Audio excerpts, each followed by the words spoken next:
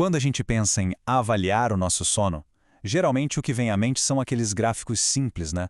Mas e se esses gráficos de pizza estiverem, na verdade, escondendo a verdade? Esta análise revela uma maneira totalmente nova de entender o que realmente acontece quando dormimos. E a resposta, olha só, está na história que o nosso sono conta, e não nos totais. Ok, vamos mergulhar nisso aqui. Temos 2 noites de sono representadas. E a diferença é bem clara, certo? A de cima parece caótica, super fragmentada. A de baixo, por outro lado, parece aquele tipo de sono que todo mundo quer. Suave, organizado.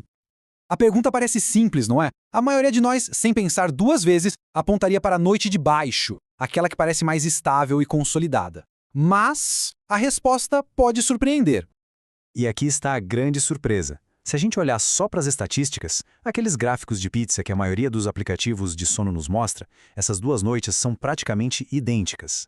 Isso levanta uma questão fundamental. O que a gente está perdendo ao olhar apenas para os totais? Então, vamos desconstruir por que essa forma tão comum de visualizar o sono pode ser, bem, tão enganosa. Ela nos dá os totais, mas esconde a história completa. Agora, o que é realmente interessante nesse slide são os números. Olhem só como as porcentagens são próximas. Sono REM, 21% em ambas. Sono de ondas lentas, o SWS, 18% contra 20%.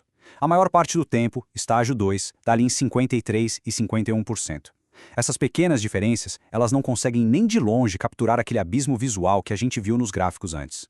O ponto crucial é que o quê, ou seja, quanto tempo total em cada estágio, está nos cegando para o como. Os próprios pesquisadores apontam para essa falha. Ao colocar tudo na mesma média, a gente perde a dinâmica. É como se uma noite com transições suaves e sono profundo fosse tratada da mesma forma que uma noite toda picotada e interrompida, só porque os totais finais se parecem.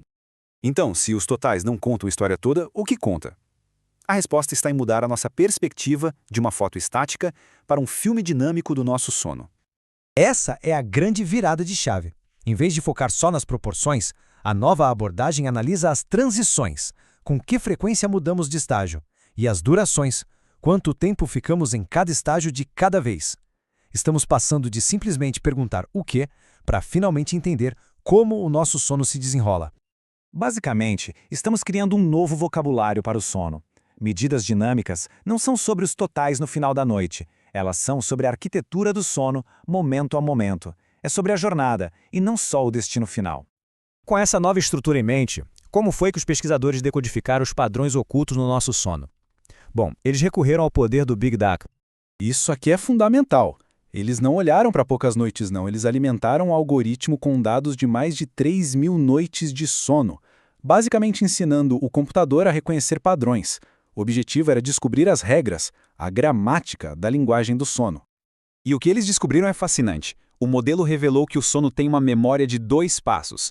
Pensa assim, é como uma frase. Para saber a próxima palavra, não basta saber a palavra anterior, mas as 2 anteriores.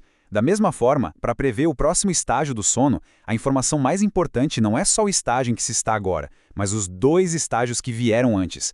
Isso mostra que o sono é um processo com muito mais estrutura do que a gente pensava.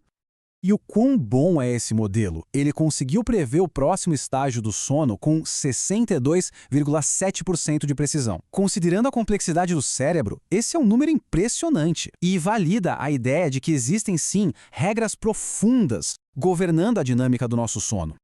Ok, então o sono tem uma estrutura dinâmica, previsível. Mas essa história é a mesma para todo mundo? Acontece que a resposta é não. E é aqui que a análise se torna ainda mais pessoal. Aqui a coisa fica bem pessoal. O estudo descobriu que os 2 fatores que mais moldam a nossa história de sono são a idade e o sexo.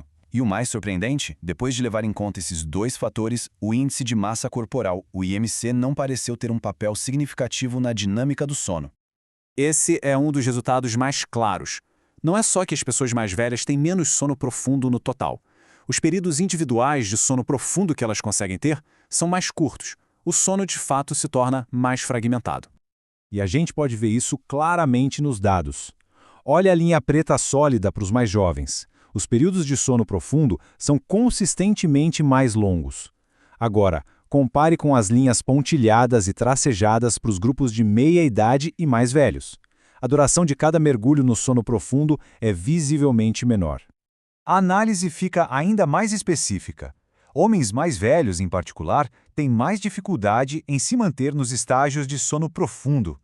Em vez de um sono restaurador, a história do sono deles tende a desviar com mais frequência para o sono leve ou até mesmo para o despertar. E este gráfico mostra exatamente isso. Olhem a linha azul tracejada que representa os homens mais velhos. A probabilidade deles entrarem em estado de vigília, o OSO, a qualquer momento é visivelmente maior do que para todos os outros grupos. Essa é a assinatura estatística de um sono mais interrompido e menos restaurador.